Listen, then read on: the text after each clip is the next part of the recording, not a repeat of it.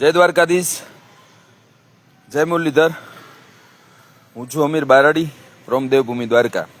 ઘણા ટાઈમથી આપણે લાઈવ આવ્યા નથી, પણ આજે એક અગત્યનો મુદ્દો કહેવા આવ્યો છું ભાઈ લાઈવ. કે મને જે દીકરીઓ ફોન કરે છે કે માને છૂટું નથી કરી દેતા, અને મને 3 મચ્છોયા આહિરની દીકરીઓના ફોન આવ્યા. એક કે ગૌસ્વામીમાં લગ્ન કર્યા હતા, એને મૂકી દીધી અને હવે એ બીજા જગ્યાએ વાંધે બેઠી. પછી એક જુનાગઢના બેન છે, બરાબર, એ એક મચ્છોયા આહિર છે, અને એક પટેલના બેન છે.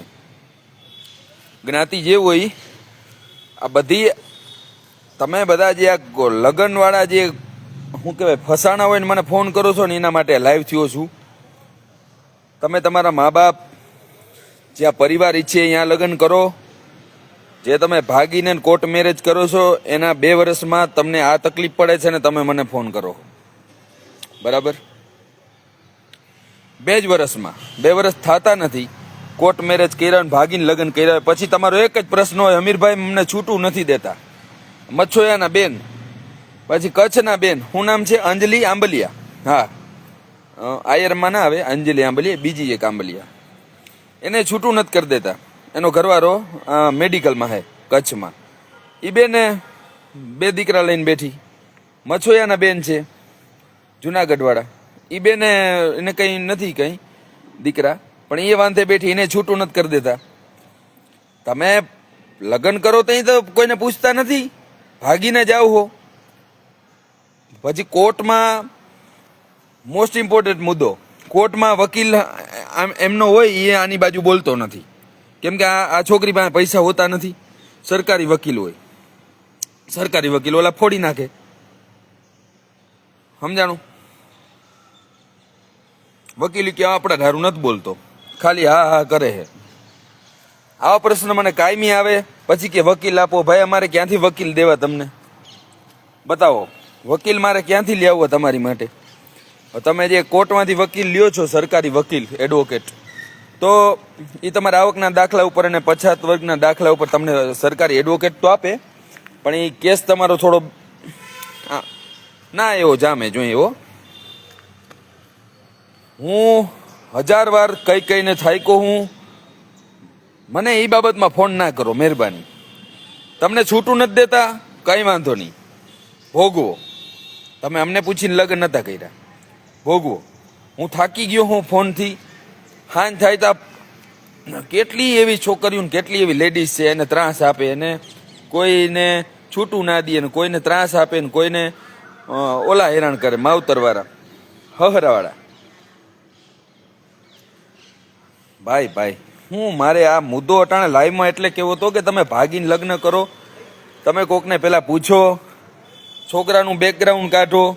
કોઈને પૂછ્યા વિના તમે ભાગી જાઓ ને પછી દુઃખ તકલીફ પડે તો છૂટું નથી દેતા ઓલા, તઈ તમે હેરાન થાવ છો. કોઈ નથી હોતું તમારું આગળ પાછળ.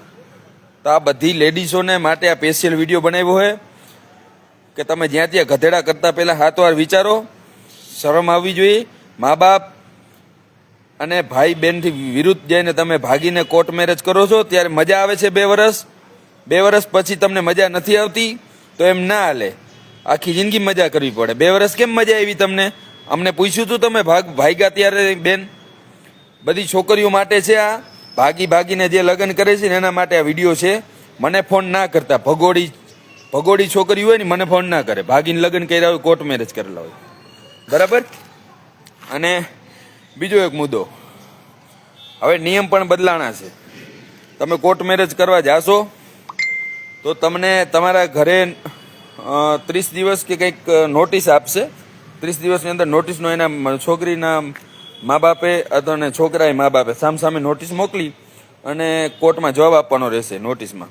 ત્યાર પછી તમે કોર્ટ મેરેજ કરી શકશો. હવે નિયમો બદલાણા છે. અત્યાર સુધી જે હતું લોલમ લોલ હાયલું છે. અને મહેરબાની કરી મને ફોન એ બાબતે ના કરતા. છૂટું ના દઈએ તો ભોગવો. તમે ભાગ્યા ત્યારે અમને કોઈને પૂછીને લગ્ન નતા કર્યા, બરાબર. એવું જ હોય, ભાગીને જાવ ને એવું જ હોય. હું મહિનો દી આંબલા દેખાડે, બરાબર. વેટ આવું. 2 મિનિટ લાઈવ સ્પેશિયલ આ મારે થવું પડે એમ હતું લાઈવ. હાવ ઠરી ગઈ. મારું ખાવાનું ઠરી જાય છે, નાસ્તો મગાવી હોય. ચાલો ધ્યાન રાખજો દીકરીઓ. 5 દી આંબલા આંબલી દેખાડીએ, હારું હારું દેખાડીએ. 2 મહિના પછી તમારું કોઈ નથી હો. પછી તમે અમીર બારાડીને ફોન કરો, છૂટું નથી દેતા ભાઈ, દુઃખ દીએ આ દીએ તો ભોગવો બેન. અમને પૂછીને નતા ભાગ્યા, તમારા મા બાપને પૂછીને નતા ભાગ્યા. તમે તમારી રીતે નિર્ણયો લેવા માંડ્યા હો.